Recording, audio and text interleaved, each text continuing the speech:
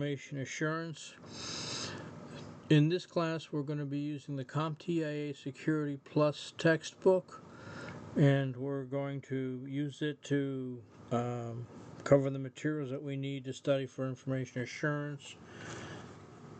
The resulting material that we covered will prepare you, if you choose to do so, to sit and take the Security Plus certification exam.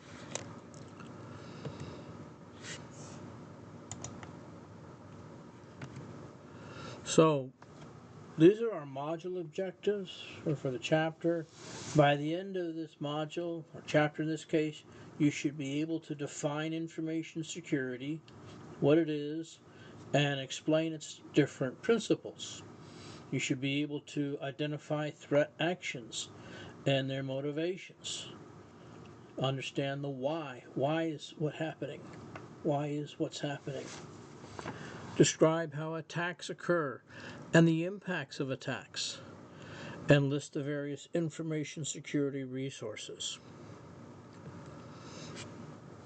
So, starting off, security is the state of being free from danger, which is the goal of security.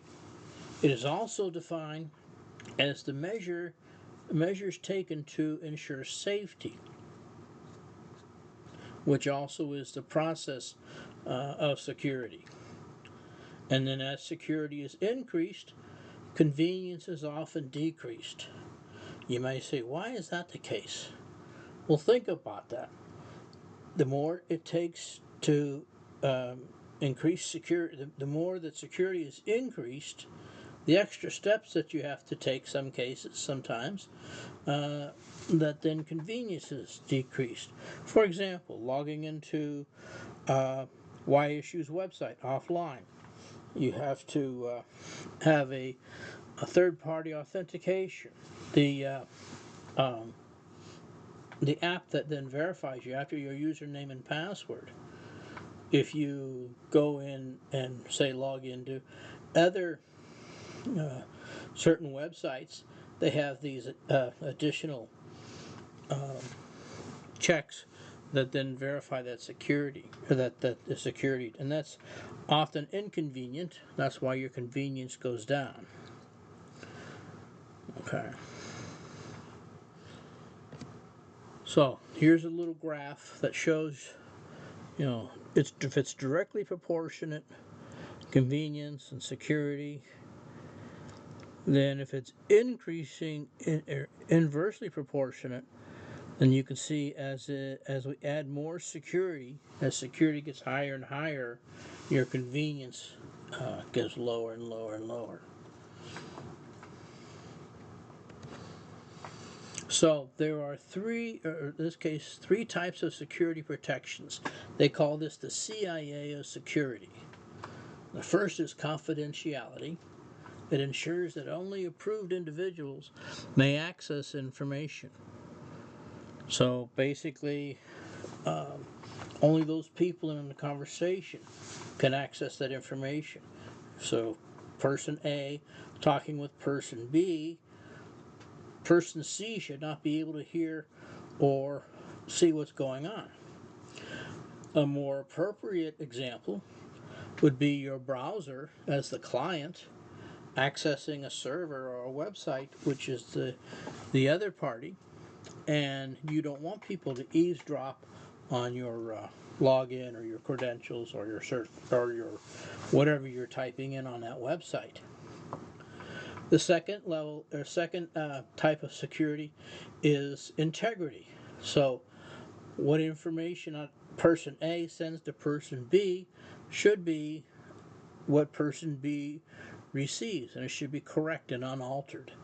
So a third party person C doesn't come along and change it so that person B gets the wrong information. You don't want that to happen. So that's the integrity. And then availability ensures that the information is accessible to the authorized users. You don't want it to sit there and wait and wait and wait and wait. So if they're an authorized person, they should be able to receive that. For instance, again, back with your login from the browser to the website. So the browser expects the website to respond within a certain amount of time, or it'll say that we've failed to connect. Just like a human person, if they go to place a telephone call, after 4 rings, we know that that person is not available, and oftentimes now it'll end up going to voicemail. So that means that they were not available to talk to us on the telephone. Again, I use a lot of analogies to help give these information, these terms to come across and to be easily understood. So we also have additional security principles that involve controlling access to the information. And they involve these next three, the 3 A's: the authentication, the authorization, and the accounting. We say, well, why is that not part of the CIA? Well, the CIA is the first part of that, and it's also used like when we talk about encoding and encryption. So, authentication is the act of ensuring a user's credentials are authentic. So, like for instance, when you log in onto the YSU website, your account must be current, not suspended, and you must be current. So, like if once you graduate, the year after you graduate, usually they suspend or shut off the student accounts to keep things for security reasons, so that somebody doesn't come along and use your credentials and log into the website. Authorization, they grant permission for the user to take a particular sort of action. So for instance, when the student logs in, they see the student portal. When faculty logs in, they have the faculty portal. When the administration logs in, they have additional things that they see that are part of that the faculty gets to see. And then accounting. We want to make sure that, whoever comes and uses our web service, we keep a track of that, so that we know that we have a record of who accessed that network, what resources they accessed, and when they disconnected from the network. So that's important. Every web server usually has a system log that keeps track of those things. So like if it's a web server, anyone who came across to access www.whatever.com/whatever homepage or whatever page, so there's a log of that. That's part of that accounting. So you also have security controls that are a safeguard to be employed within the enterprise to protect that CIA of information. And they can include deterrent controls, preventive controls, detective controls, compensating controls, corrective controls, and directive controls. So you can think about each one of these as being able to manipulate that quote conversation between client and server on the network.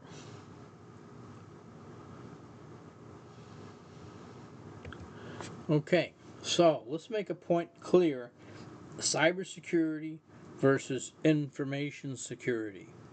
Cybersecurity usually involves a range of practices, processes, and technologies intended to protect devices, networks, and programs that process and store data in electronic form.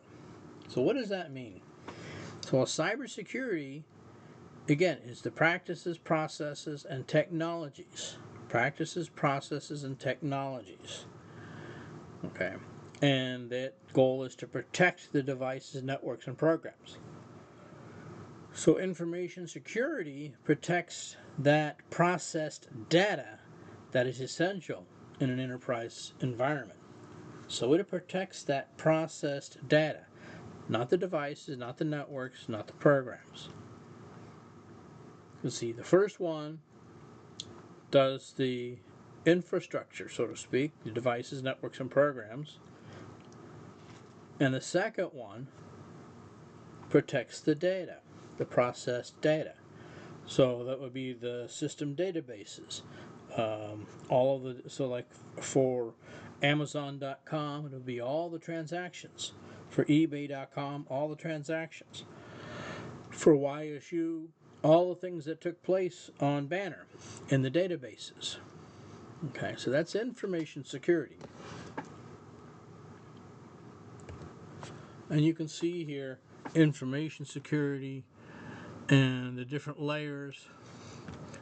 On the outer layer, you have policies and procedures, you have people, you have products. As you go into the inner layer, you have the transmitted data, the confidentiality, integrity, availability, and data that's processed and stored.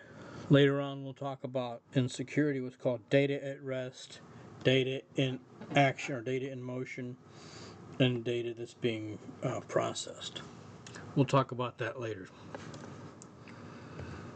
Okay, so let's take a look at this check activity. This is kind of like a review. Like every few slides, we're going to pause a moment and use this to help review the material that we covered. So we have Serafina is studying to take the Security Plus certification exam. Which of the following of the CIA elements, remember CIA was confidentiality, integrity, and availability, ensures that only authorized parties can view the protected information?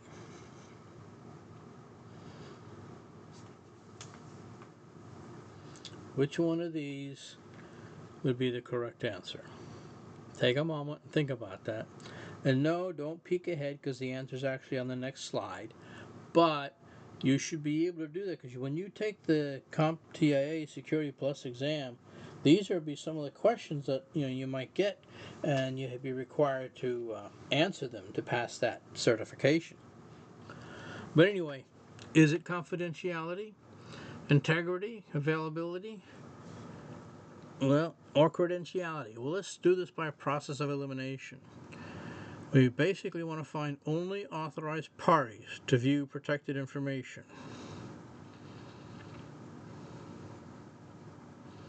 So which one of those do you think? And if you actually went back, you could look at it and see it. But going forward, it's confidentiality. And the important thing is to understand why. Confidentiality ensures that only authorized parties can view the information. Period. End of report. That's providing the confidentiality can involve several different security tools, ranging from software to encrypting the credit card number stored on the web server, door locks to preventing access to these servers, and so on and so forth. All of those things are important, and all of that helps to provide the confidentiality.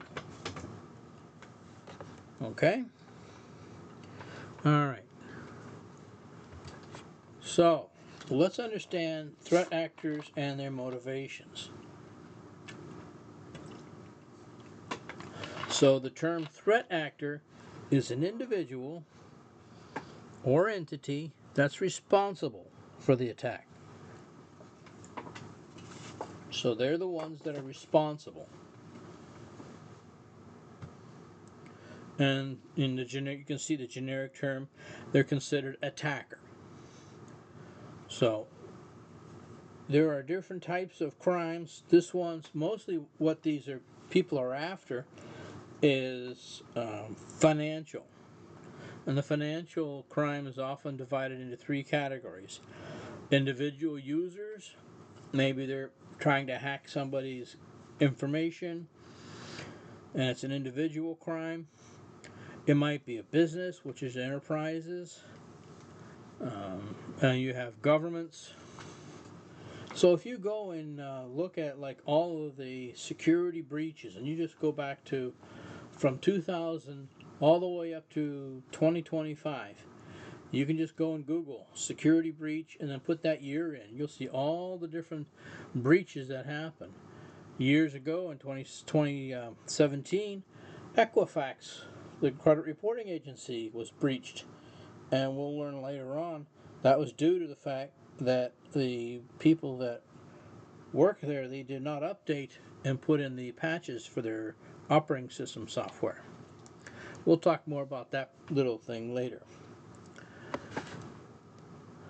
So these threat actors, they can be categorized as unskilled attackers. Just basically they're going to try something today, or they could be a shadow IT, organized crime, insiders, hacktivists, nation state actors, and others. So your unskilled attackers, those are individuals who just want to perform attacks, yet they lack the technical knowledge to carry them out. They're sometimes called unskilled attackers. They'll use maybe software you buy or that's freely available, can be purchased at a low cost level to perform these sophisticated attacks. The unskilled attackers use these types of tools to carry out their attacks. So it's like buying a program that's going to, do the attacking. And their motivation is usually what's called data exfiltration or service disruption. So data exfiltration is they want to take some kind of data out of there. Or service disruption, they just basically want to cause disruption of data from a company, whatever the case may be. The shadow IT, okay, this is the process of bypassing corporate approval for technology purchases, is known as shadow IT. The employee's motivation is often ethical, but often weakens security. So what does that mean? Well, you have the employees doing something that the corporate bosses or the IT security doesn't know about or doesn't approve. It's considered still ethical, but it often weakens security. It might be like setting up your own Wi-Fi terminal at your desk, or bringing your own laptop that's not secured. So it's ethical because in today's business we have bring your own device. Here at YSU we have bring your own device. But if you put that on a secure system, it might cause problems if it's not secured. Here's your organized crime. It's a close-knit group of highly centralized enterprises that are set up for the purpose of engaging in illegal activities. In recent years, organized crime has moved into cyber attacks and in things like we'll talk about later, like ransomware. They consider this to be less risky and more rewarding than traditional crime. You don't have to worry about robbing a bank. You just go ahead and do it with your computer. And that's where we get into what's called computer crimes. So the motivation is generally a financial gain. They're not looking usually to hurt someone, but they're usually for a financial gain because they want to use the money for something else that they're working on. And you can have many, many types of examples. Again, if you go and Google security breaches, you'll find publications or articles that list some of these things that were from organized crime.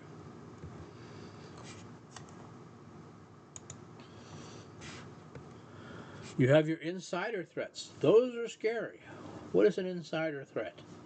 Insider threats are where it's an employee of the company or a contractor and a business partner, and they're called insiders.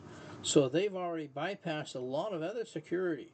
So maybe you have a delivery person that comes to the back door of the company, and they're given authorization to open the garage door or the loading dock door, and that's technically a perimeter breach if they come during, say, off hours or an unauthorized time.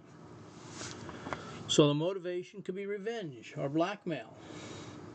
Attacks from the insider threats, usually they're hard to recognize because usually they're not coming through what's called a penetration test. They're usually inside, so they've already been authenticated and authorized to use part of the systems. And you also have now hacktivists. Hacktivists, they're groups or individuals that are strongly motivated by ideology. It's like you've heard of the different security groups that attack sites or things like that. So these three types of attacks by hacktivists often involve breaking into a website and changing its contents as a means of political statement. What's that group? Anonymous. Anonymous does things like that. Other attacks are retaliatory. The hacktivists have disabled a bank's website that didn't allow online payments that deposit into the accounts belonging to groups supported by the hacktivists. So then they go ahead and they break into that website. And again, the motivation is usually to cause disruption and chaos. You have your non-state actors. Governments are increasingly employing their own state-sponsored attackers for launching cyber attacks against their foes. You say, wow, okay. These attackers are known as nation-state actors. And nation-state actors are often involved in multi-year intrusion campaigns, targeting highly sensitive economic, proprietary, or national security information. A new class of attacks is called advanced persistent threats. So take that word and look at it. Advanced meaning it's not simple. Persistent, it means it's not just once. It's going to be ongoing, and that's a threat. It's an attack that silently extracts data over an extended period of time. And you have other threat actors. You have your competitors, you have your brokers that basically sell their information. So you hear about the quote dark web. So those people that have collected personal information from other people, they're out there to make money, and they're selling that information. And you have your cyber terrorists.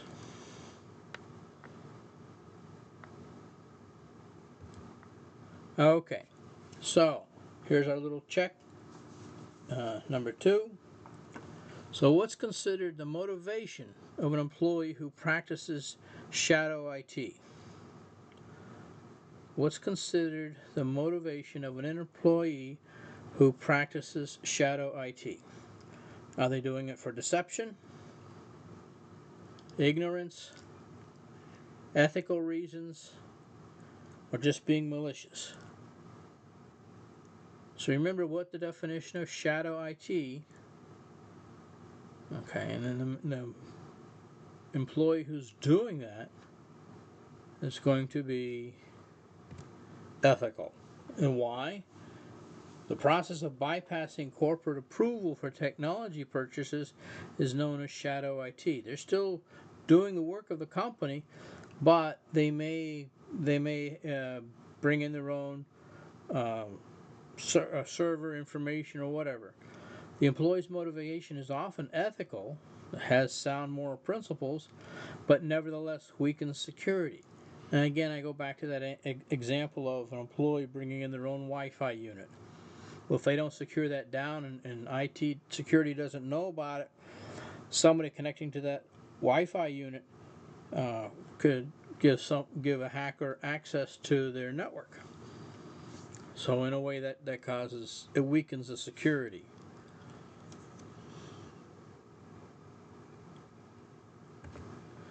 So there are threat vectors and attack surfaces. What is an attack surface?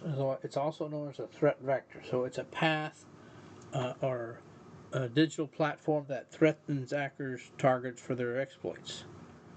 Okay, so a threat vector is a point to be like a back door, front door, side window that's left open. Those are those threat vectors. Some attack surfaces can be considered mainstream for several reasons. They've been the primary targets of threat vectors. These attack surfaces are found in all technology settings. They continue to bear the brunt of attacks today, even today. You have other threat vectors that are more specialized and can be divided into categories such as communications and supply chain.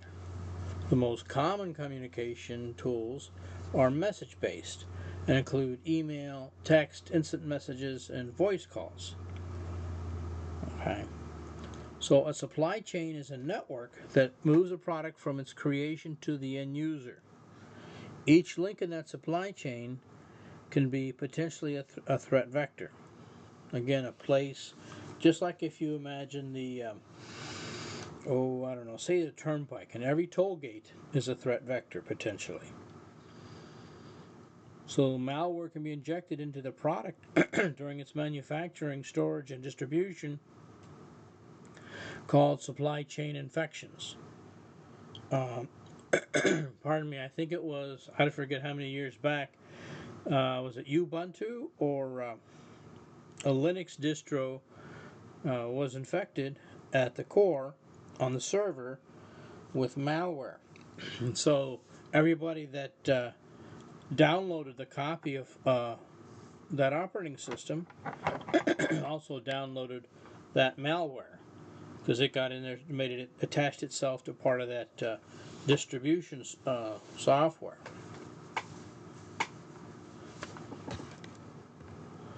So software supply chains have recently been the target of attackers. Why would that be the case? Why do you think that would be the case? Well, these hackers or attackers really don't want to waste their time at the end user level. If I can attack, it goes back to later on when we get into other security terms, like a whaling attack, where you're basically, or a water hole attack, where you're getting the higher up that or location that everybody feeds from. And again, you can see they target open source software, which is software where the source code is available for anyone to freely use without restrictions. So the software is not closely guarded. So you have your threat actors then add their malicious code to an open source project, which is then downloaded and installed by the unsuspecting victims. So then it creates what's called a vulnerability. So a vulnerability is the state of being exposed to the possibility of being attacked or harmed. Think of like a house that leaves the front door unlocked. Now that doesn't mean they're going to break in every minute of the day, but someone could come along and open the door and come into the house. So cybersecurity vulnerabilities can be categorized into software, hardware, misconfigurations, and what are called zero-day vulnerabilities. So like a zero-day, we'll learn about here in a little bit, a zero-day vulnerability is one that's just happened and no one knows about it yet, or there's no fix for it yet. So for software, vulnerabilities are predominantly found in software, with operating system software being the chief culprit. Why? Usually, if I want to get it out there to the most people, everybody's usually going to buy or download software. Again, I go back to the Ubuntu or the Linux distro that got infected. Also, attacks may include a malicious update. So your hardware, if your hardware, the following hardware vulnerabilities can lead to successful attacks. You have your difficulty patching firmware. Remember, firmware is software that runs on devices like your calculator, your smartphone, things like that, your traffic lights, so forth. Your microwave, they have firmware. That's computer software that's specifically written for that device, and it's embedded in there. You might have misconfigurations. Often configuration settings are not properly implemented, resulting in misconfigurations that can then result in certain vulnerabilities. Here's your zero-day vulnerabilities. They can be exploited by attackers before anyone else even knows it exists, before they've done anything about it. This type of vulnerability is called a zero-day because it exploits 0 days of warning.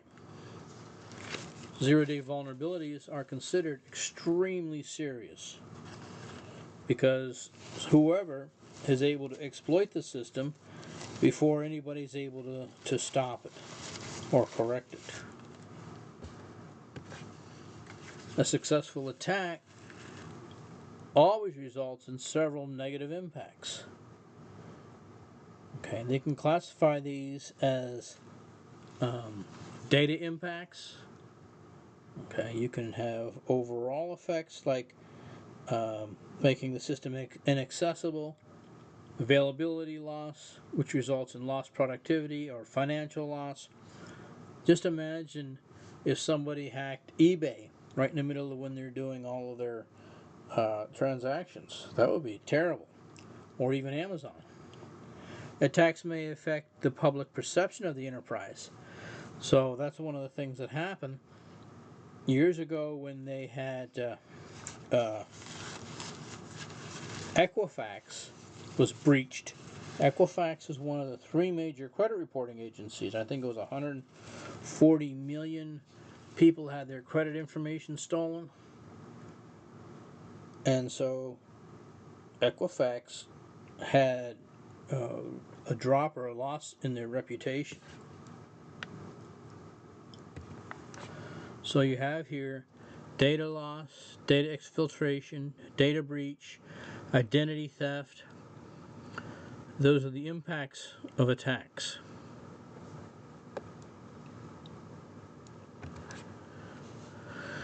Okay, so information security resources. These are tools that we can use.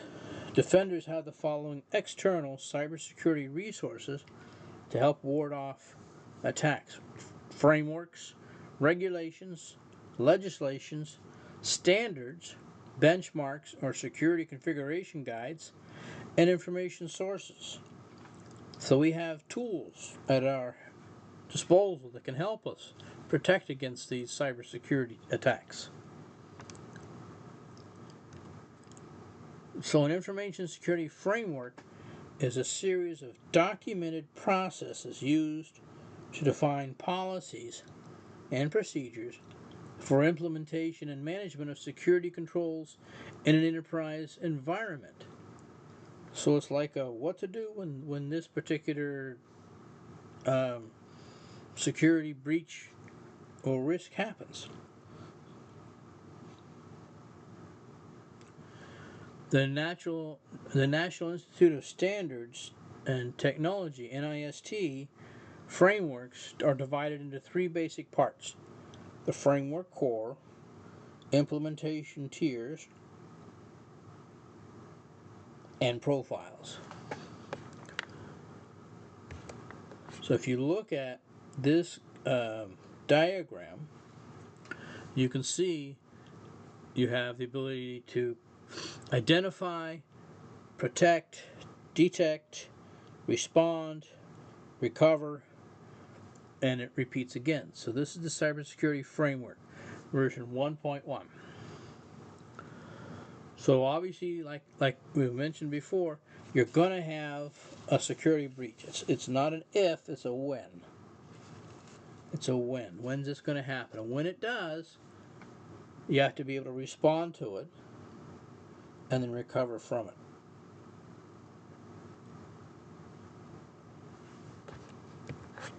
Now, you do have certain regulations. Okay, so the process of adhering to regulations is called regulatory compliance.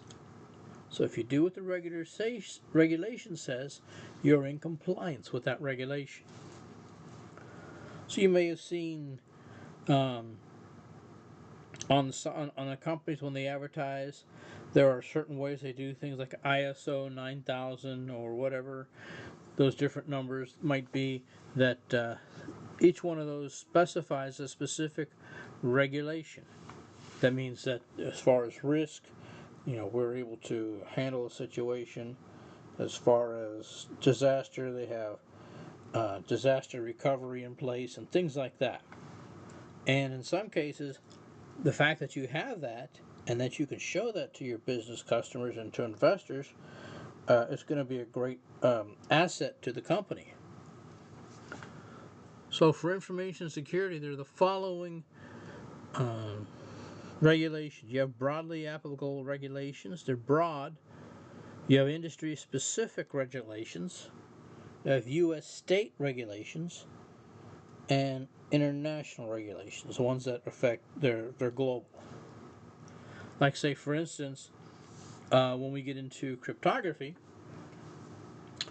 any programs for the security of programs, any program written that uses cryptography that's going to be used internationally can only use, I think it's up to 40-bit encryption or 128-bit encryption maximum, and because it's international, and that's set by the U.S. government.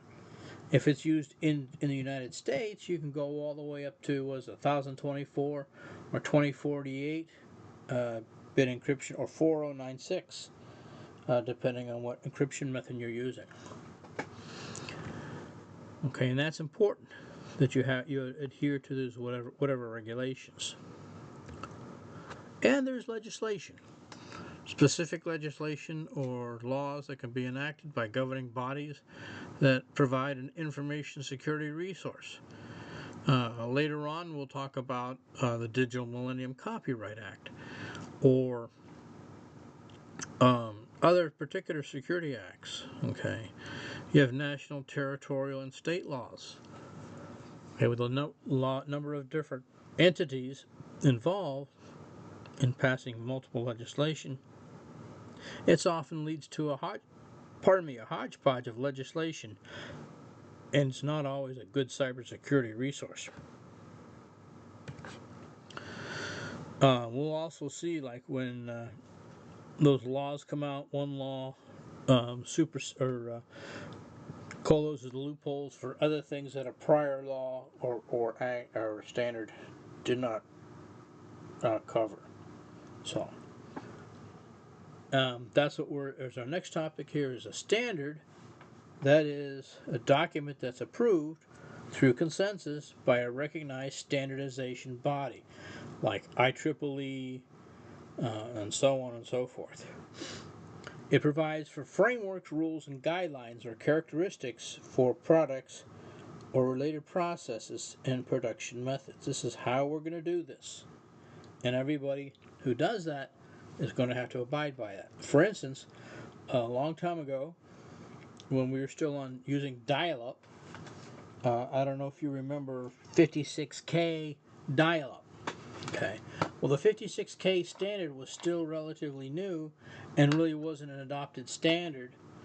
And so you had two different types of 56K. One with Motorola-based modems, and another one with 3Com and other companies. So you had you had Group A and Group B, each with their own version of the 56K. But then the IEEE and the International Standards Institute came together and says, well, you have to agree on a particular standard. So two of you have to come together. So that then became the adopted 56K.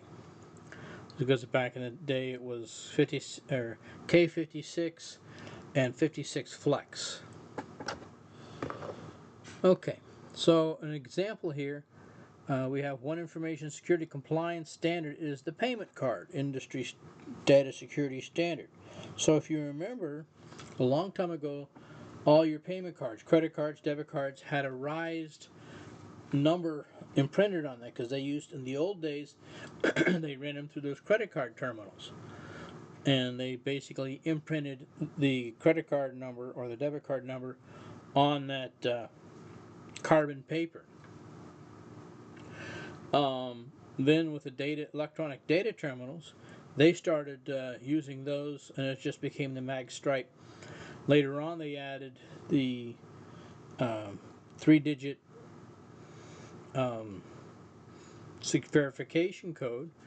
And then now, if you look at today's credit cards, if you ever get a new credit card or whatever, you'll see that the raised numbering is gone from that, and it's actually printed in white, usually on the back of the card where the mag strip is, down below. And so instead of having to